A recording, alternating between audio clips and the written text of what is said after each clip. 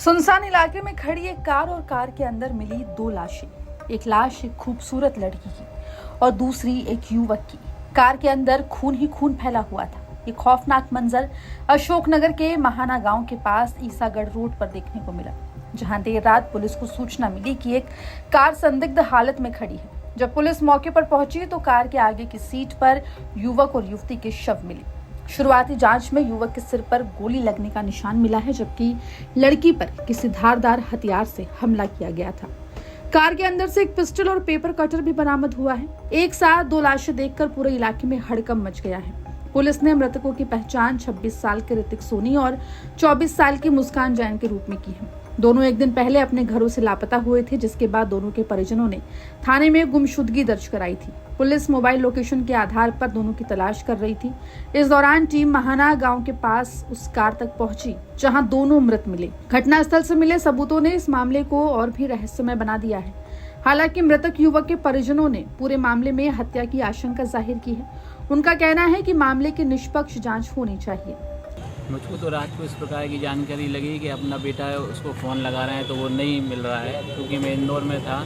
जब वहाँ से जब सुबह 5 बजे आया तो फिर मुझको जानकारी लगी कि वो ईसागढ़ रोड पे टोल नाके के पास में उनकी गाड़ी पाई गई है। जब वहाँ तो पुलिस ने लड़की का सब गाड़ी से बाहर निकाल के उसको पैक कर रखा था।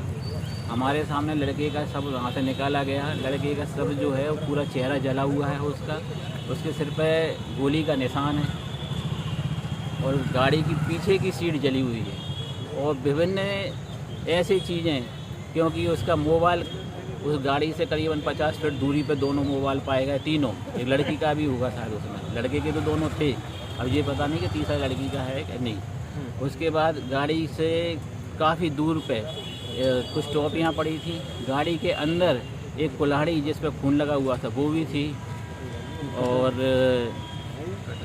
एक कटर वो गाड़ी के अंदर ही थी। ये वहाँ से चीज़ बरामद हुई थी सारी।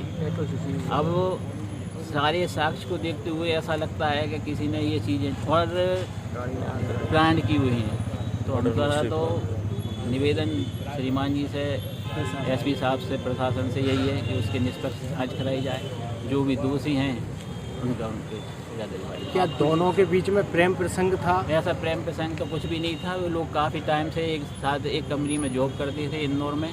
उनकी दोस्ती थी और काफ़ी टाइम से थी, लगभग 2-3 साल पहले से। और अपन के मानो कि दोस्ती प्यार में है या नहीं है, ये अपन को पूछ जाएगी, फिर जानकारी में नहीं है। तो लड़का भी जॉब कर रहा था क्या? नहीं, उसने दुकान खोल ली है इंदौर में, दुकान करता है। क्या दुकान? कार इंटीरियर की। कब आए थे यहाँ पे?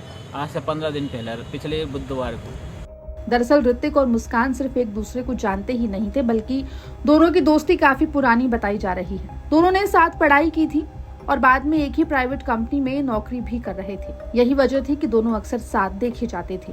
ऋतिक का इंदौर में कार इंटीरियर से जुड़ा कारोबार भी था और वो 15 दिन पहले ही अशोकनगर लौटा था। फिलहाल दोनों शवों को पोस्टमार्टम के लिए जिला अस्पताल भेज दिया गया है। इस घटना को लेकर पुलिस ने शुरुआती जांच के आधार पर खुलासा किया है कि ऋतिक ने पहले मुस्कान को जान से मारा और फिर खुद को नुकसान पहुंचा लिया।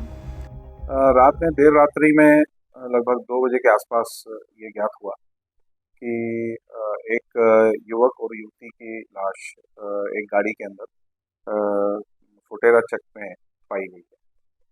उनके परिजन करीब 12 साढ़े 12 बजे के आसपास कोतवाली में आके उन्होंने बच्ची के परिजन ने बताया था कि बच्ची घर में नहीं है। तो सामान्य रूप से जैसे तलाश की जाती है, तत्काल ही पुलिस एक्टिव हुई और बच्ची को उसके वो प्लस जिस पे संदेह जताया था उनके कुछ तकनीकी आधार पे उसकी तलाश जारी की, जो फुटेरा चक के आसपास पाया जा रहा था। लोकेशन तकनीकी रूप से काफ़ी बड़े क्षेत्र में था। वहाँ पर पुलिस ने जाके तलाश किया तो एक मैदान में सड़क के पास में ये गाड़ी खड़ी हुई थी, जिसमें कि इन दोनों के शव थे, जिसमें कि ड्राइविंग सीट पर जो ऋतिक सोनी जिसके साथ जाने की संभावना थी वो था और जो उसके पास वाली सीट पे ये जो बच्ची थी ये थी। ये उस गाड़ी में पाए गए। दोनों मृत अवस्था में थे। इसको सिर में चोट के निशान थे, जो ड्राइविंग सीट पे ऋतिक सोनी था और जो बच्ची थी उसको भी गले में और बाकी सिर में चोट के निशान थे। इसमें पास में घटनास्थल के पास में भी ब्लड पाया गया और वहीं पास में इनके मोबाइल फ़ोन भी पाए गए। तौर पर यह प्रकरण पाया गया है, जिसमें कि अभी मर्ग पंजीबद्ध कर लिया गया है, पीएम कराया जा रहा है, परिजनों के कथन लिए जा रहे हैं और सारे तकनीकी और अन्य जितने साक्ष्य हैं वो सभी देखे जा रहे हैं। हमारी एफएसएल टीम भी इसमें एक्टिव है। जो भी तथ्य अन्य भी आएगा उसके आधार पर भी इसमें अग्रिम कार्रवाई की जाएगी। इसमें हमने एक विशेष जांच दल बनाया है एसडीओपी के नेतृत्व में। इसमें 2 टीआई, एक सब इंस्पेक्टर, हमारे साइबर के एक्सपर्ट्स, 2 एक्सपर्ट्स रखे हैं। इस तरह से करीब 6 व्यक्तियों का यह दल हमारे अधिकारियों को बनाया गया है, जो इस संपूर्ण प्रकरण की जांच करेगी। महिला अधिकारी भी इसमें शामिल है। अभी वो सब चीजें देखी जा रही हैं और यदि उसमें इस प्रकार के तथ्य होंगे तो उन पर भी जांच की जाएगी। अभी वो सारा सब विवेचना। फिलहाल पुलिस ने दोनों शवों को पोस्टमार्टम के लिए अस्पताल भेज दिया है और इस पूरे मामले में जांच के लिए एक टीम भी बनाई है, जिससे बहुत जल्द इन मौतों की गुत्थी सुलझ सकती है। फिलहाल अशोकनगर के इस डबल डेथ मिस्ट्री ने पूरे जिले को झकझोर कर रख दिया है और हर किसी के मन में अब एक ही सवाल है कि आखिर उस कार के अंदर ऐसा क्या हुआ जिसने 2 जिंदगियां हमेशा के लिए खत्म कर दी। अशोकनगर से राहुल कुमार जैन की रिपोर्ट, MP तक।